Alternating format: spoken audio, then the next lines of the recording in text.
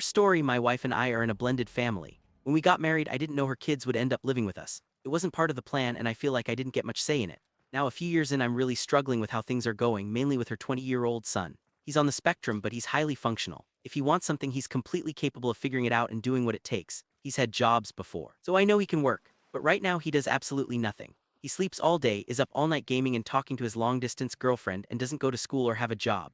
No trade school, no community college, no online classes. He barely leaves the house and doesn't have any real-life friends. He hoards dirty dishes in his room and only helps around the house if someone tells him directly, and even then it's minimal. My wife just lets it happen. She makes his meals, buys all his favorite snacks and doesn't set any expectations. No rules, no accountability. I don't think he'll ever leave and honestly I don't think she minds. His younger half-brother who is 18 also lives with us and is clearly frustrated too. He actually begs her to parent more but she still won't. Thankfully he's heading off to college this fall. For context, my own daughter just finished a double master's program, so maybe I do have high standards. But it's not about comparing. I just think he should be working towards something. He doesn't need to move out right away, but I feel like at 20, it's fair to expect someone to contribute to the household and start taking steps toward being independent. It worries me that he's only engaged in online communities and has no real-world connection or motivation. Whenever I bring this up, my wife gets defensive and says he just needs more time. But I don't see anything changing. I feel like I'm watching him waste his life while she makes excuses for him. AITA for wanting her to step up and actually parent her kid. Comment 1. My 22-year-old is on the spectrum and lives with us. He does work a couple days a week, but other than that, his world exists in a virtual world. We have had to set some tough love guidelines for him about helping around the house, etc. He does need some pushing. The dishwasher needs to be unloaded. Please pick up all the dishes and bring them to the sink and so on. I don't think it sounds like you are the AH as much as you want to see him do what he is capable of. It is not unusual for their lives and social lives to be online. This took some getting used to as he got older to be sure. Socializing at all is better than no socialization. This is from his psychiatrist. All of that said, without reminders, for many people not just on the spectrum, it just doesn't occur to them to notice things that need to be done. Once the routine is established, it becomes more natural. For example, when my son gets home from work, he puts his work clothes in the washer along with any other clothes that need to go in.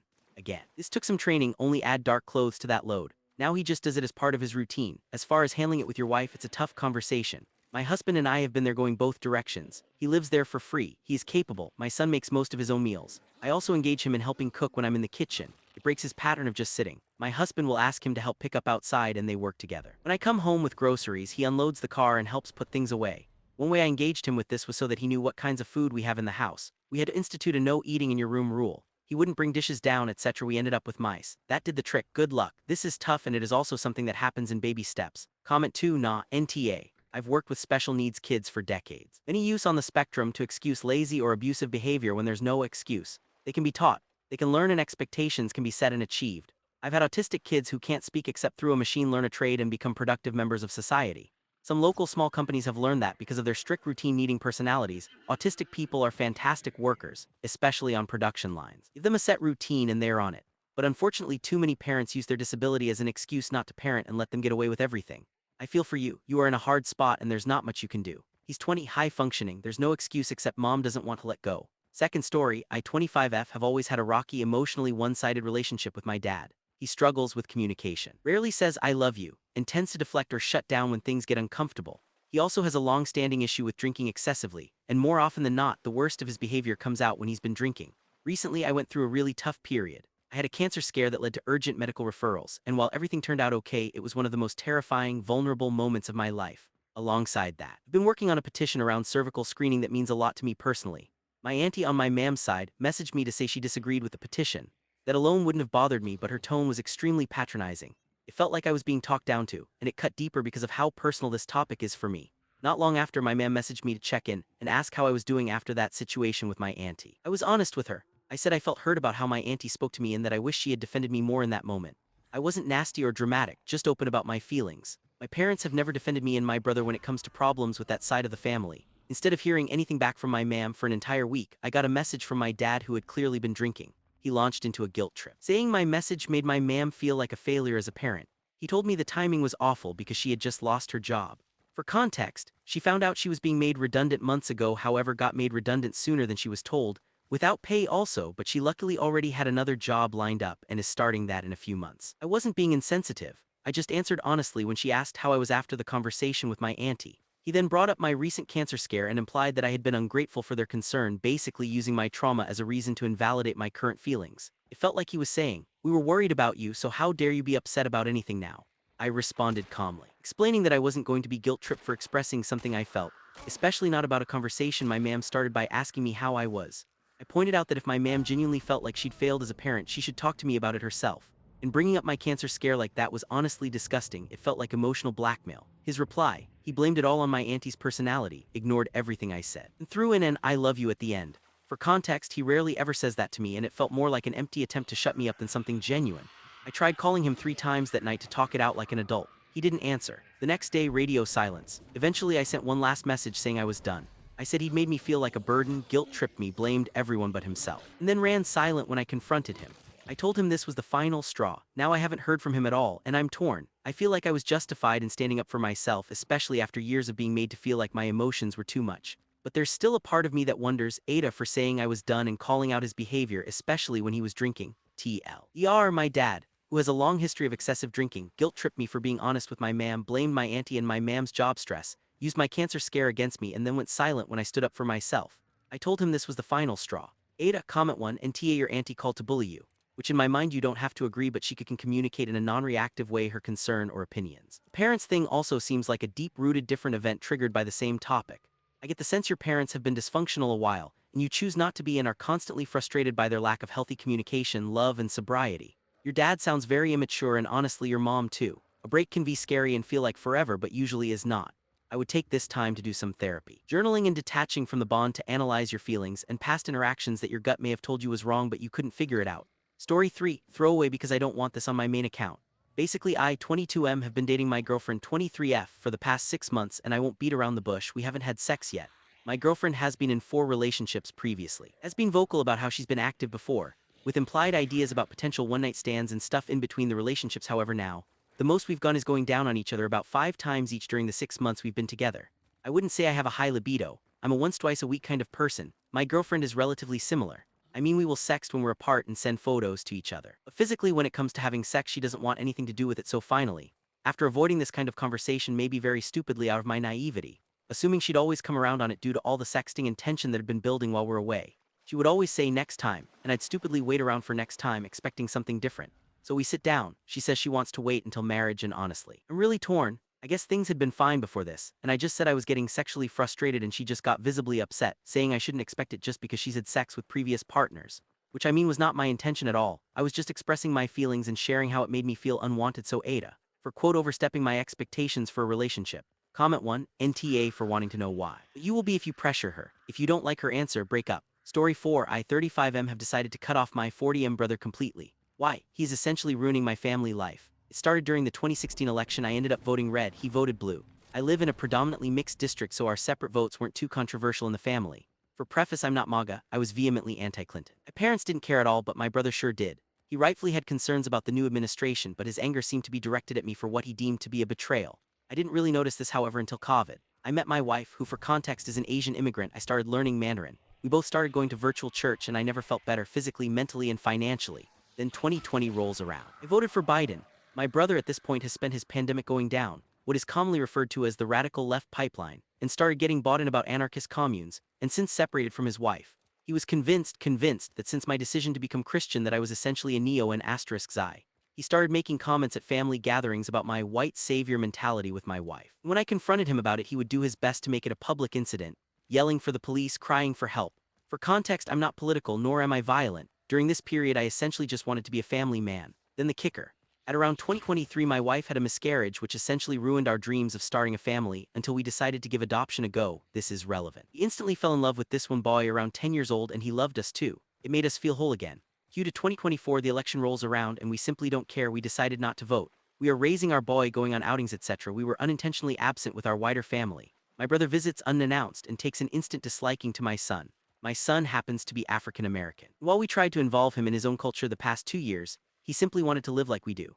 As such, I think my brother was repelled by how white American my son acts, which he vocally told my wife when I went out with my son to get some snacks for family night.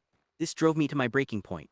For the past 8 years, my brother has been focused on politics above family, race above relationships, and it has killed any love I have for him. He does not get to make such comments about my son, and I was surprised by how long I put up with his nonsense. Since that incident, I sent him a strongly worded WhatsApp message telling him not to come near my wife nor my son again, to which my parents have supported me. My brother, he's been very active on social media, branding our family as Hitler and Braun. To me, this just proves it was never political at all. He just had some sort of jealousy. Contempt to me and my happiness. I don't intend to see him again. Comment 1. Never the circumflex for protecting yourself or your family. Comment 2. NTA. It seems like your brother needs to grow up. You are doing a great job with your family. Your brother is absolutely TA. Have your parents seen him act this way and care either way if they are still around? Stay strong and do what is best for your family. Your brother may wake up one day and come back to reality. Story 5. I 21F live at home with my parents and my older sister 23F. And honestly, I feel like I'm being smothered. My sister relies on me for everything: emotional support, social interaction, venting, you name it, and it's really starting to take a toll on me. She calls me 3 times a day, even though we literally live in the same house. She'll call me when she finishes work, even if she knows I'm out with friends. She expects me to stay on the phone with her while I'm out socializing, like she needs to be included even when I'm having time away from her. It's exhausting and rude to the people I'm out with. When we're both home, the moment I get through the door after work, she's in my room talking my ear off. No respect for whether I'm tired or just need a bit of quiet time to decompress. She doesn't talk with me, she just talks at me. And if I try to join in or shift the convo toward anything about me, she just grabs her phone and starts scrolling, giving me one-word generic replies like haha or yeah or that's crazy. Basically just waiting for me to stop talking so she can go back to what she wants to say. What's worse is that she tries to dictate what I say. She'll tell me about a situation and basically wants me to say exactly what she wants to hear, even if it's completely wrong or I don't agree. If I give her an honest response or phrase things differently than she imagines, she gets mad or passive-aggressive. It's like I'm not even allowed to have my own thoughts or opinions, I'm just supposed to be this emotional cheerleader for her. She doesn't have any friends, so I get that she's lonely and struggling. But it's like I'm her only source of support and she doesn't do anything to manage her own emotions. She just dumps it all on me and expects me to coach her through everything. And I mean everything. All day, every day, it's too much. I've started to pull back a little, not answering every call, setting boundaries around my personal time, keeping my door closed and just trying to preserve a little space for myself. But now she's acting like I'm a bad sister, saying I'm cold and distant, and making me feel guilty for wanting some breathing room. I don't hate her, I just don't have the emotional energy to be her therapist, best friend and sister all rolled into one 24/7. So yeah, I've been trying to slowly create space, not in a cruel way but just enough so I can exist as my own person. But now she's upset and I feel like the bad guy. So, AITA for not wanting to be her emotional support system anymore and just needing space for myself. Comment 1. NTA. She has to learn and understand you are your own person with your own wants and needs, and you are not on the earth for the sole purpose of propping her up every day. Story 6. I 22F had a miscarriage 5 months ago at 19 weeks. It was devastating and I'm still in therapy trying to deal with the grief. My older sister, 27F, just had her first baby 2 weeks ago. She asked me to come over and help watch the baby for a few hours while she gets some sleep. I said no. I told her I'm not emotionally ready to be around a newborn, especially not alone. The smell, the sounds, it's just too triggering right now. She told me I'm being selfish and said her mental health matters too, that if I love her I should want to help. Our mom is siding with her, saying this could be healing for me, but honestly it feels like everyone is just pressuring me before I'm ready. Now my sister isn't speaking to me and says I let her down when she needed me most. AITA for putting my grief first. Comment 1. Yes, grief has no time limit. A good sister would not hurry OP but let her know when she's ready she can come and see the baby. Story 7. So I F26 am of Asian descent, I won't specify which, just for a little privacy. I have a very diverse group of friends, some white, a lot not. We all hang out and honestly have very few issues apart from the usual ones that friends have occasionally.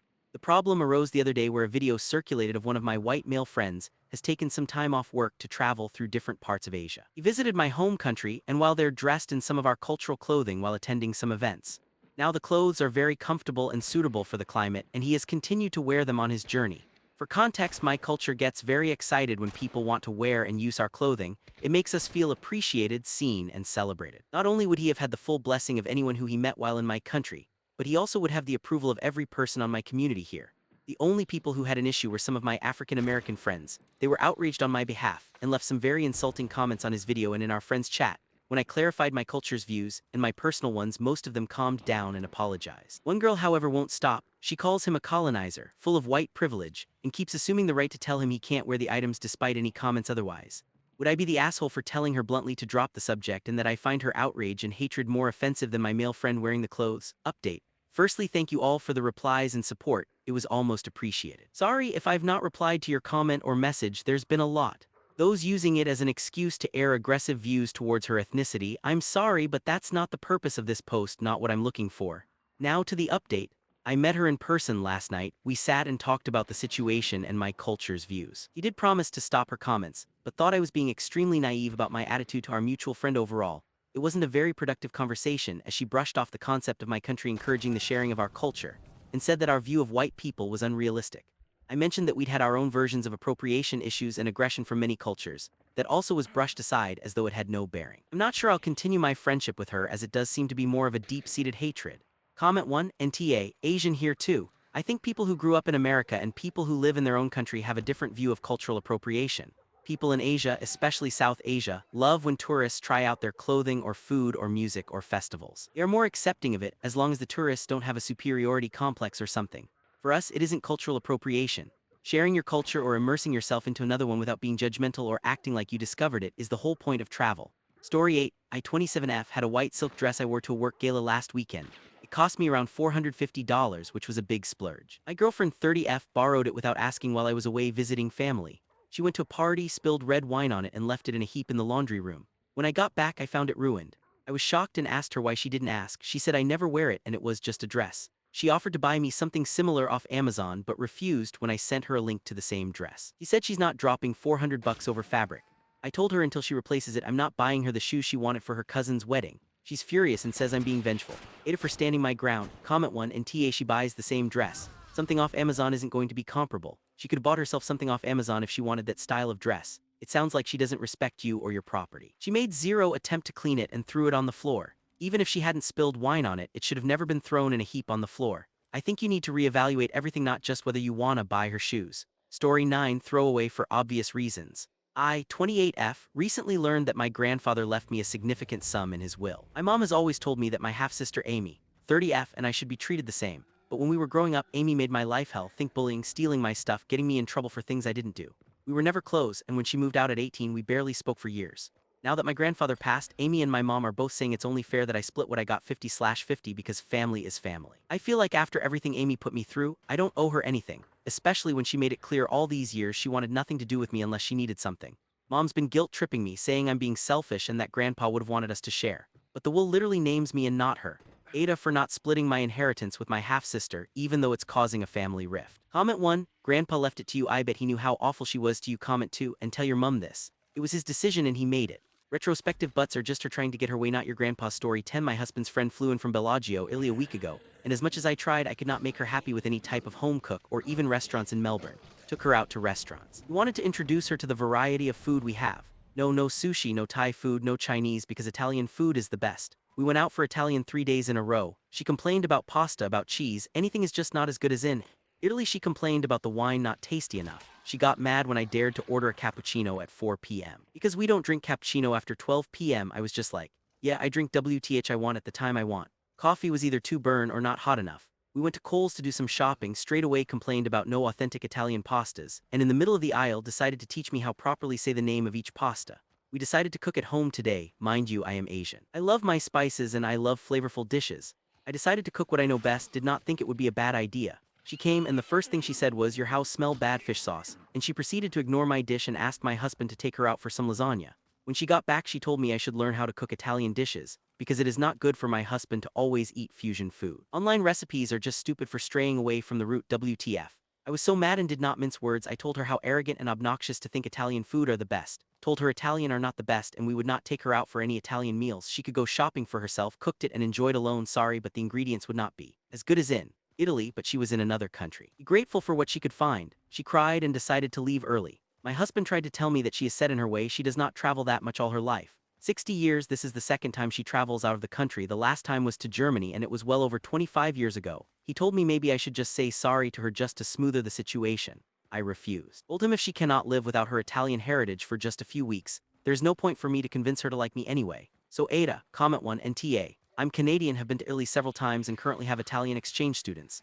Now the exchange students will make the odd comment on food differences here and there. They don't like the coffee either, but they are usually very polite and grateful for trying new things. It's part of being somewhere different is to experience culture. My friends from Italy would never behave like this in my home. They always have polite manners. She was rude to you on purpose and disguised it as national pride. NTA, I'm Canadian, have been to Italy several times and currently have Italian exchange students. Now the exchange students will make the odd comment on food differences here and there. They don't like the coffee either, but they are usually very polite and grateful for trying new things. It's part of being somewhere different is to experience culture. My friends from Italy would never behave like this in my home. They always have polite manners. She was rude to you on purpose and disguised it as national pride. NTA. Comment 2. I think part of the reality in a lot of European countries versus the USA that people from either don't seem to really appreciate is the infrastructure in populous areas.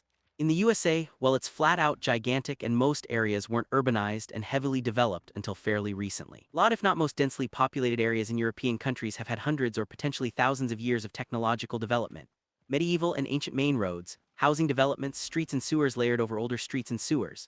Bulk delivery of things is a lot more difficult. A lot of streets are tighter, shops and restaurants are smaller. Storage is not as easy and accessible for every individual home or business. It really heavily incentivizes a lot more locally produced goods, because the cost barrier to entry for just using bulk goods from primary distributors is more expensive. You can have more locally produced goods butchers selling to the restaurants down the street and the locals. You have more people just selling fresh pasta. It's a lot harder to just have a factory that produces 200x what you can do in a long day, for a fraction of the cost per unit, and then quickly deliver it with one person and one semi-truck to 20 large businesses in one day. Even a lot of small local restaurants in the USA can easily get a large delivery truck pull right up to them, and it's barely an inconvenience of any kind. Story 11. I, 23F, broke up with my boyfriend, 26M, of 4 years after discovering messages that made me feel completely betrayed. He insists he didn't cheat because nothing physical happened and he had no feelings for the girl. I still feel like it was emotional cheating and complete dishonesty. I do think I am not the AH, but I'm an overthinker and want other perspectives on whether or not AITA.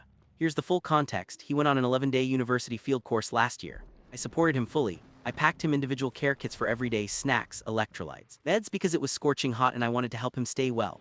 He barely kept in touch, just sent a few random photos, but I didn't think much of it because I knew this course had a hectic schedule. We were in a serious long-term relationship. I'm very type A, valedictorian, future-focused, driven about career and higher education. I was ready to make long-term plans, marriage before going abroad for post-grad. He, on the other hand, was more laid back and less grounded in reality. When I tried to talk about timelines and plans, he would get irritated and say I was nagging, uptight, or too serious. For instance, once I even pointed out that his goal for his GPA was mathematically impossible and suggested he consider retaking a course or two, he told me I didn't believe in him. I tried to help him grow, he saw it as criticism.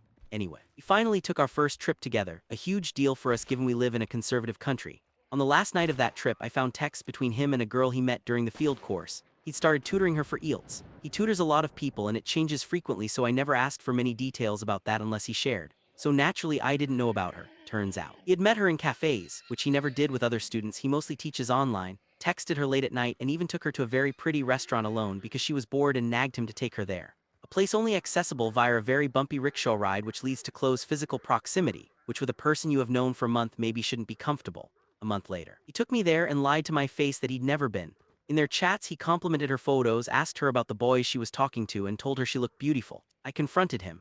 He got defensive and said I breached his privacy. I wasn't even trying to snoop. I have never gone through his phone. We both knew each other's passwords because it was a curiosity thing about the other. I only used it to text my brother because my internet wasn't working and then saw her chat head.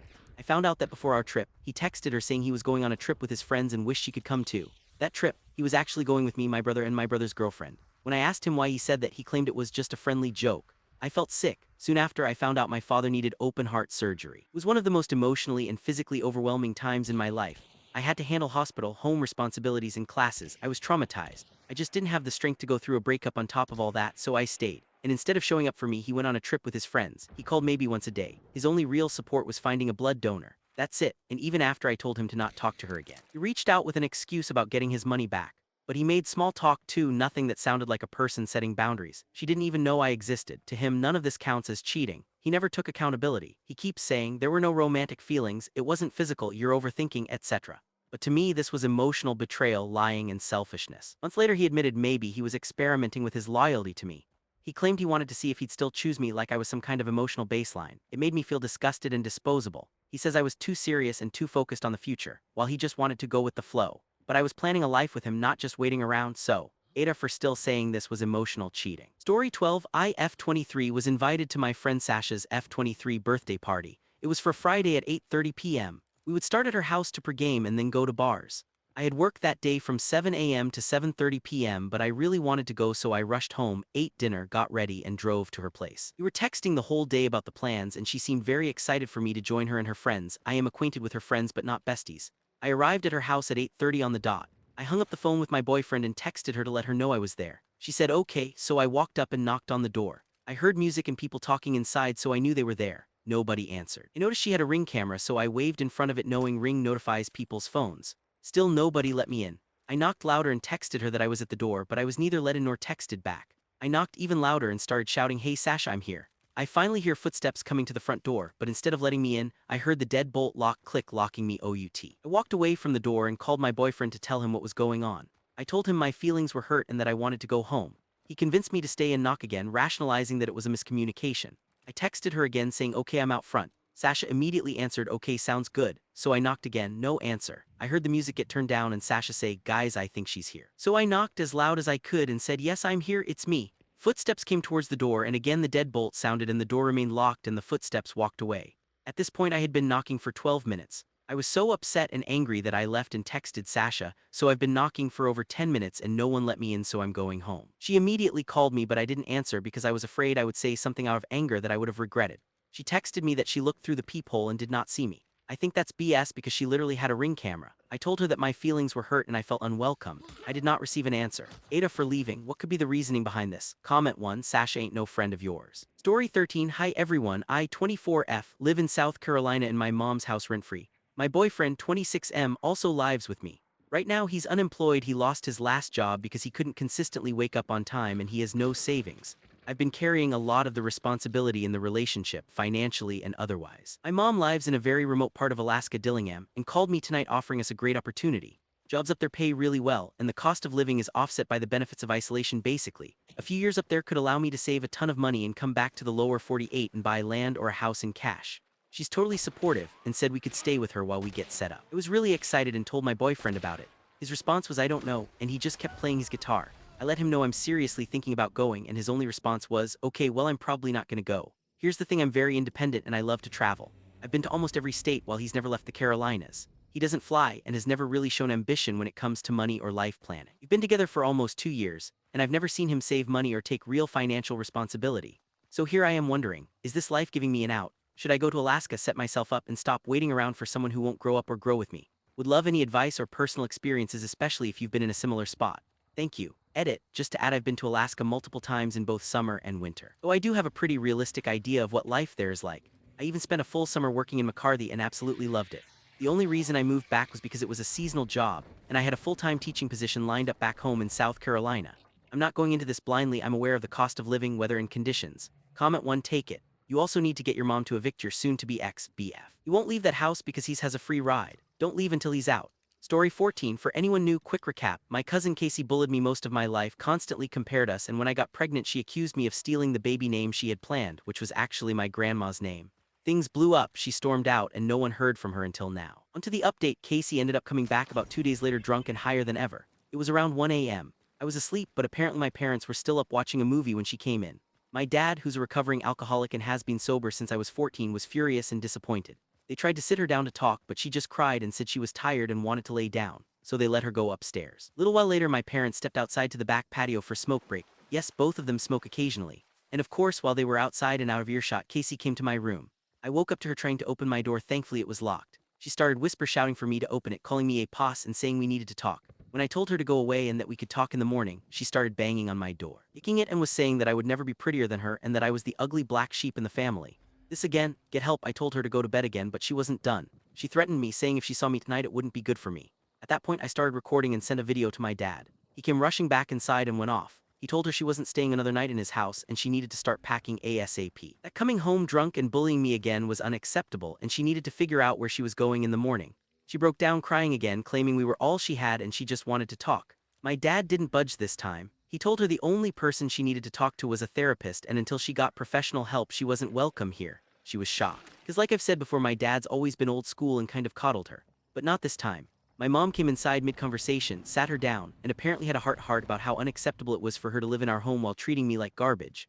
I was watching the whole thing go down on the security cameras from my phone because yes, I'm that petty. But then my sister Monica starts texting me, taking Casey's side. It was something like this. Monica, Amia, for once will you stop making it so hard with her? She only wanted to talk. Me, it's 1 o'clock in the morning. I'm barely able to get out of bed. What do you expect me to do? I don't want to talk, Monica. I'm tired of you playing the victim like you're so innocent in this. Get over yourself. You're exhausting and it's getting harder to deal with. Me, what have I done, Monica? I've cooked for y'all, cleaned up after y'all. Always tried to be nice and neither of you do anything for me. If anything, you're exhausting. You're 24, you've got a degree, you won't even use it. Be real. Stop texting me good night. I cried. I always looked up to both of them even after everything, but this was my breaking point. So here's where we're at now. Casey left the next morning to go stay with a friend. She's been texting and calling my parents begging them to reconsider. But they're standing firm. If she wants to be part of this family, she needs therapy first, no exceptions. As for Monica, we haven't spoken since those texts. My mom noticed and asked what was going on, but I told her to ask her daughter because I had nothing to say.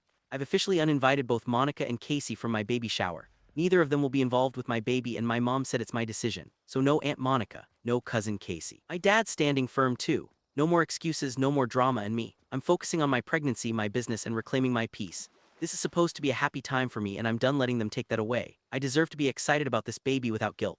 Thank you to everyone who's been so kind, offered advice, and reminded me I don't have to tolerate this treatment. It means more than you know, if anything else happens. I'll keep y'all updated. Comment 1. When I had my daughter, I was hit with the absolute fact that this was a person. I had made a person, and OMG, that made me a person too. And I knew I could no longer allow people to treat me like I wasn't a person. Because my daughter would grow up thinking that I'm not a person, and by extension she wasn't a person either. I stand up for myself, talk back, refuse denial of facts. Do what I know is right for us, and she sees that. You'll see it too, and your baby will thrive on it. Story 15. I 29F got married at 20. My husband and I were young, desperately in love, and super broke.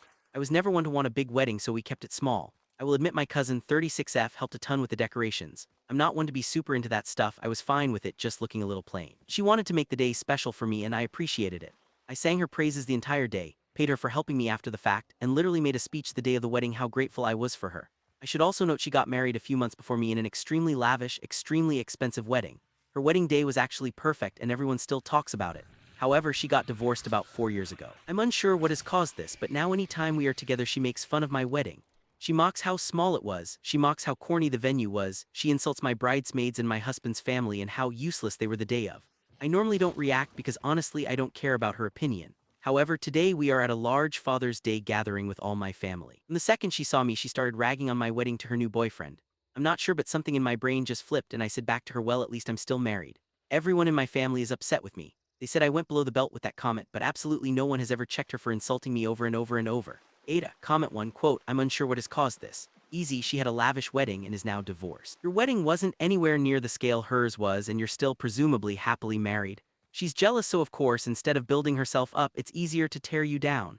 She's an asshole, and so is everyone else in your family. If they shut their pee holes when she was taking shots, they can keep their pee holes shut when you return fire. Here's the line. Now your cousin and family know not to cross it. Story 16. One of my 26F best friends, 24NB, started dating this guy 33M, and he is just the absolute worst. We found out very early on that he had some DV charges. He said a few vaguely racist jokes that I don't believe he meant as a joke. He was just trying to cover his ass when my friend said they didn't like it. It is plainly stated he sees my friend as a girl even though they're non-binary.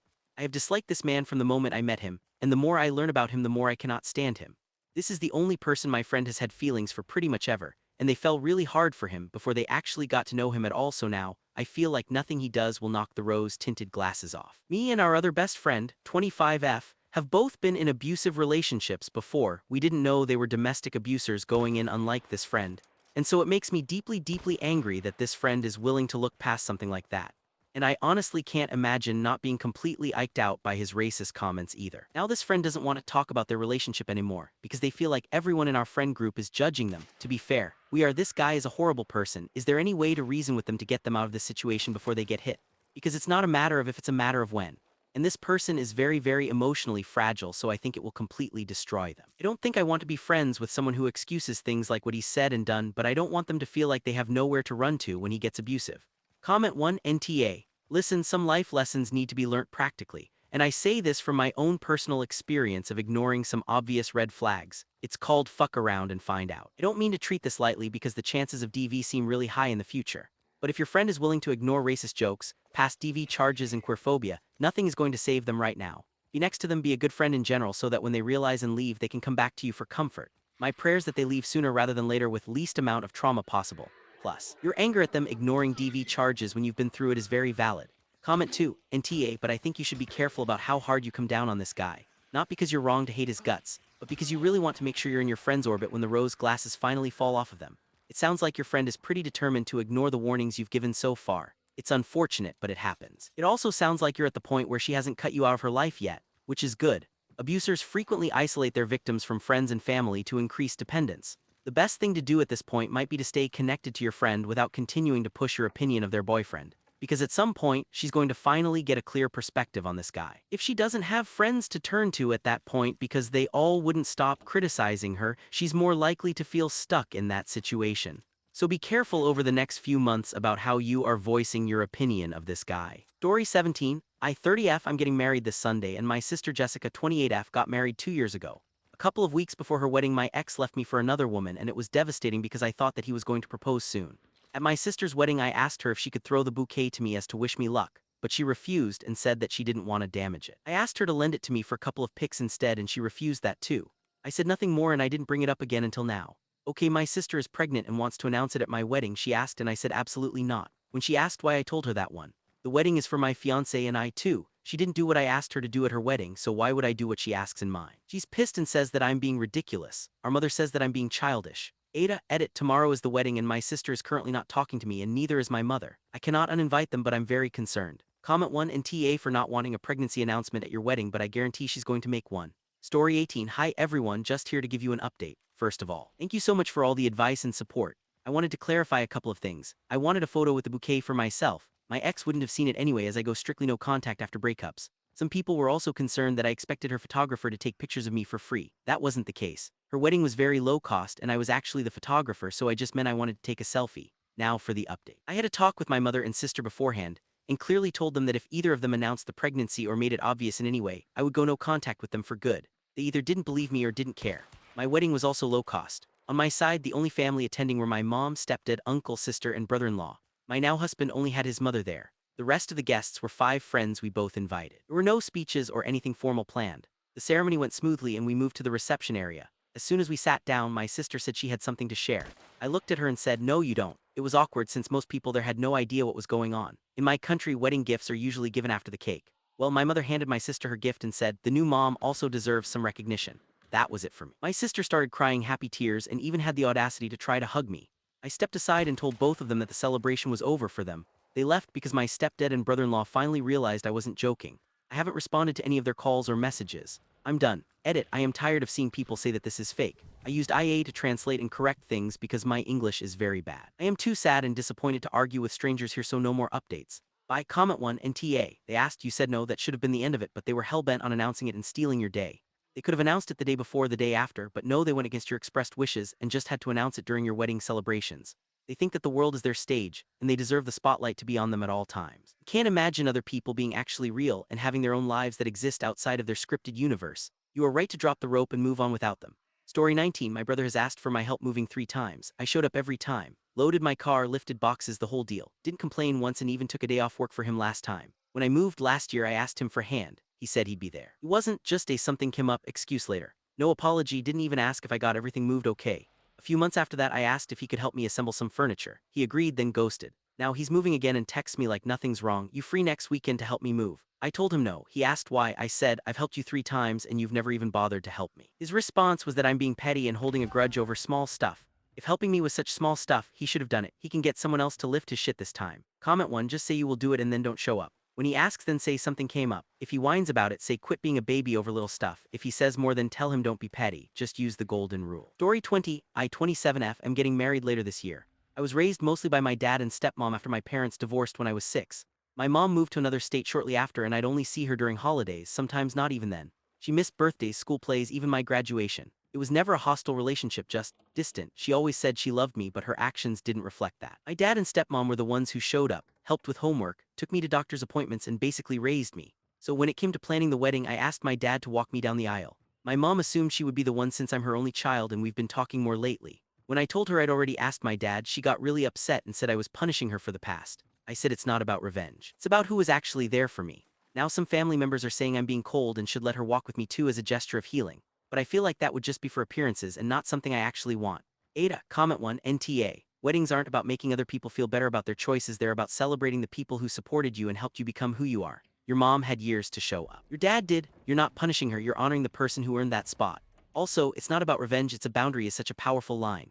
You're handling this with way more grace than most people would. Story 21, I 35F am married to B40M for 12 years. We have 2 children together. My daughter, 4 at the time, was discovered to have a tumor in her abdomen after experiencing 14 months of intermittent leg pain. Doctors couldn't find the source of the pain until they found the tumor. We were scared for our daughter. I was so afraid I shut everyone out except my mom and husband.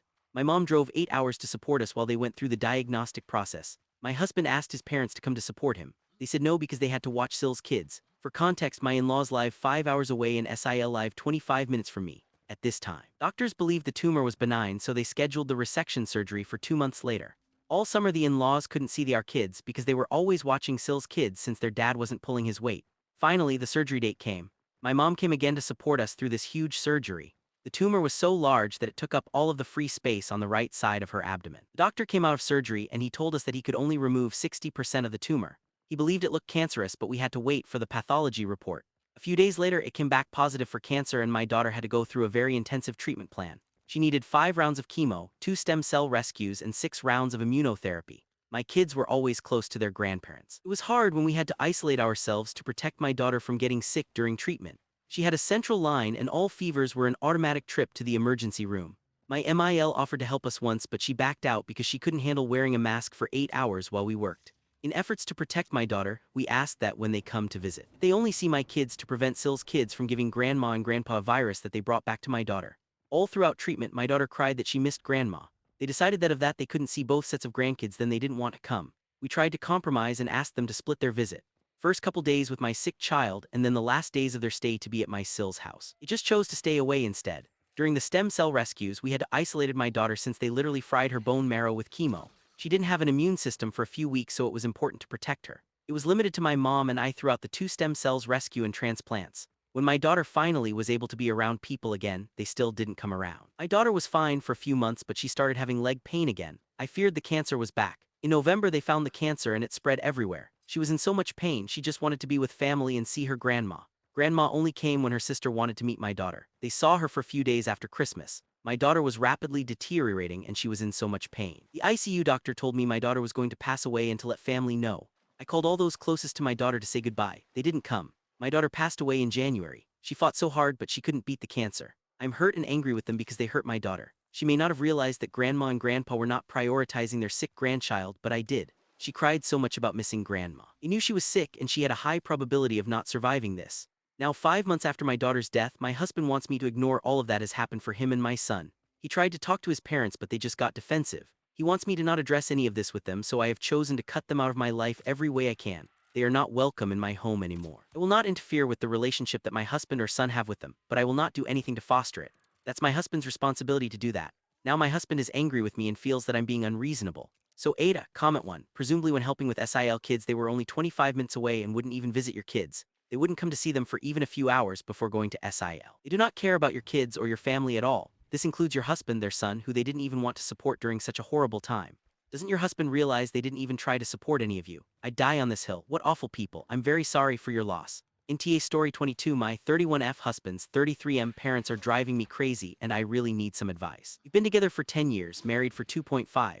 His parents have always been more involved in our lives than mine. Before we got married, they bought a house with my husband, just the 3 of them. I wasn't involved in that decision at all. It hurt because I had always imagined that our first home would be something we chose together. The house is 5 minutes from their place, which is convenient, but also comes with a lot of strings attached. I'm very independent and my parents have always respected that. They don't have a key to our house, they ask before visiting, and they never weigh in on things like how we decorate or what we do in our space. In contrast, my in-laws do have a key and there are basically no boundaries. We've come home from trips to find things moved around and dishes put away, which some might find helpful but I find invasive. It's caused arguments between me and my husband because I don't like people in my space when I'm not home, even if they're family.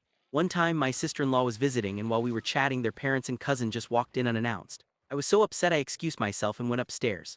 My husband thinks this kind of thing is normal, but I really don't. To him, it's just how his family is, but for me, feels like a total lack of respect for our privacy. There's also the cat situation. Before I moved in with him, I lived with my parents and had a cat I was very close to. When I brought her to live with us, my mother-in-law told my husband we couldn't have cats because she was allergic, so I had to give her back to my parents. Later at a dinner, she straight up said, "Oh, I'm not allergic." So now I don't know who lied, her or my husband. That incident also made my own parents question me, which was humiliating. After I started working from home, I got really lonely and told my husband I wanted a cat again. He agreed but said we couldn't tell his parents. That was almost a year ago. I've asked him several times to have the conversation and he keeps putting it off. I even offered to do it myself, but he won't let me. Then last weekend, we made plans to go to IKEA and grab coffee. And in the middle of it, his mom called to say they bought a new piece of equipment for the house and were coming over to install it uninvited. My husband offered to do it himself, but they said no and insisted on coming. He actually asked me to take the cat out of the house to hide him. I refused. I told him I'm done hiding this. We live here. If I wanted to store a giant inflatable dildo in the spare room, I could, because it's our house. We decide what's here and who sees it. I told him it's time to set boundaries. He says his parents won't listen to him and that I need to say something. But when it came to my parents, I had those conversations myself. I never asked him to be the bad guy because they're my family, so we ended up going home so he could pick them up. Thankfully, the cat was quiet and they didn't notice, but this whole thing is exhausting. I told him this isn't just about the cat, it's about everything that comes with it. So now I'm asking, am I the asshole for expecting my husband to be the one to talk to his parents? Should I step in? I feel bad, but it's been almost 3 years of me not feeling comfortable in my own home. I'm tired of living like someone might show up at any moment. Something needs to change. Comment 1. This is actually insane. Not trying to sound judgy. But I would have left a long time ago. BC. His parents sound unbearable, and I'm sure they will only worsen with age. Story 23. I, 35M, have 2 daughters, 11 and 5, from an 11-year relationship that ended a couple of years ago. My ex and I had a complicated history. She had what she described as emotional affairs with the same man multiple times while we were together.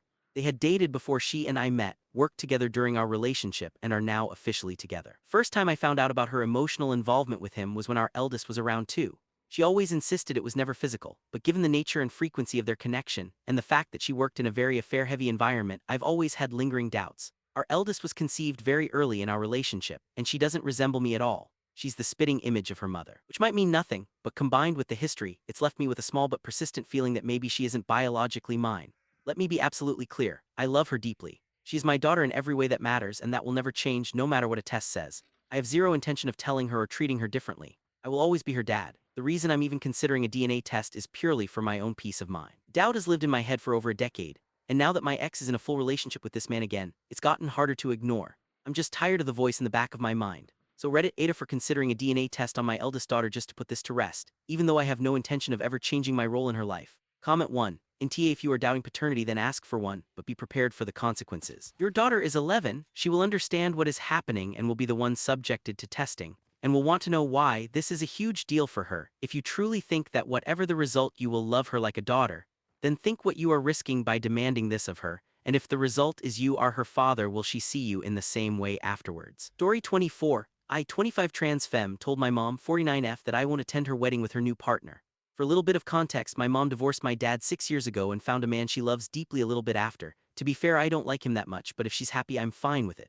They got engaged officially around 2 to 3 years ago, and I was happy for them. However, my mom asked me to be at her wedding day, as her son and not some girl she doesn't know, when I have been transitioning for 5 years. I've always been honest with her and told her almost instantly about my identity as soon as I figured it out. She was not thrilled about it, and some could say that she put a stop in denial. But things went by giving her some update here and there about how life for me was going as a woman and all. So I was a little surprised when she asked me that, so I tried talking about it with her just to figure things out and maybe talk it out.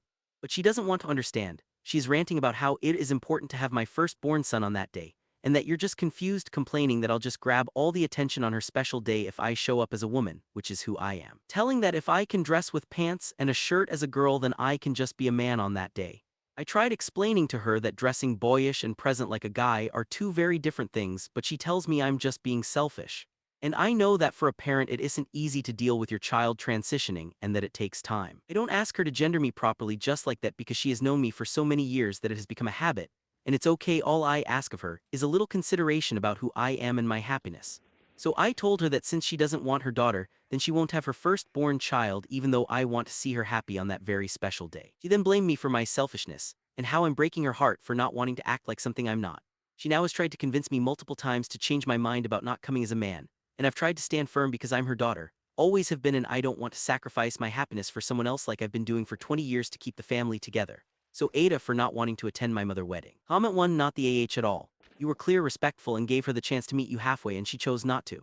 It's not selfish to protect your identity and peace, especially after years of trying to be understood. If she can't accept you for who you are, then it's fair to step back. Story 25. I, 30M, was on a 4-hour train ride yesterday, and I specifically booked a seat in the quiet car because I needed to get some work done. The first hour, everything was peaceful. Then a woman late 20s sat down across the aisle from me. A few minutes later, she started a loud video call. It wasn't just a chat, it was a full-blown argument with her boyfriend, Kevin. We all got to hear about how Kevin never listens, how he forgot their anniversary, etc. She wasn't yelling, but she was using a very loud, sharp "I'm so done with you" voice that cut through everyone's headphones. People were clearly annoyed. There was a lot of sighing and pointed looks, but nobody said anything. I tried to make eye contact to give her a hint, but she was completely absorbed in her call. After about 15 minutes of this, I was getting a headache. I felt that asking her directly might lead to a confrontation, and frankly, I didn't want to get involved in her drama, so I decided on a different approach. I I took out my small Bluetooth speaker, connected it to my phone and played the Imperial March, the Darth Vader theme from Star Wars at a volume that was just loud enough to be noticeable and disruptive to her call but not blasting. It worked instantly. She stopped talking, stared at me with wide eyes, then at her phone screen and looked completely embarrassed. She quickly whispered something into her phone and ended the call. The car was blissfully silent again, however. She spent the next 3 hours giving me the dirtiest looks I've ever received. When I told my friend about this later, he said I was a massive asshole for publicly shaming her and that I should have just been a mature adult and asked her politely.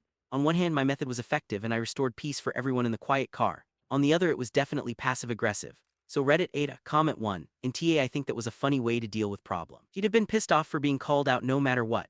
If she was the type to be humble and feel guilt, she would have. The delivery wasn't the problem, she was the problem. And by the way, you solved it for a whole train car of folks. Kudos to you. Hopefully it was memorable enough that she has some situational awareness next time and saves the loud, angry FaceTime for more private location. Story 26, I, 28M, have been with my girlfriend 26F for about a year. Things have been mostly great, but last week she did something that really upset me. I caught her going through my phone while I was in the shower. I have nothing to hide, my phone is mostly just work emails, memes, and texts with friends. But I'm a private person and feel like my personal space was violated when I confronted her. She said she was just curious and didn't think it was a big deal. She admitted she was looking for texts with my ex, who I haven't spoken to in years because she's been feeling insecure lately. I told her it's not okay to invade my privacy like that and I asked her to respect my boundaries. She got defensive, saying I must be hiding something if I'm so upset. That really pissed me off because I've never given her a reason to distrust me. Now she's demanding an apology for making her feel like a bad person when I called her out. I refused because I don't think I did anything wrong. She's the one who crossed a line. Since then, she's been giving me the silent treatment, and our mutual friends are saying I should just apologize to keep the peace. I think she's the one who owes me an apology, but I'm starting to wonder if I'm being too stubborn. AITA for refusing to apologize. Comment 1, best case scenario, she's a bad partner who doesn't respect your privacy. Worst case, she's cheating on you and projecting.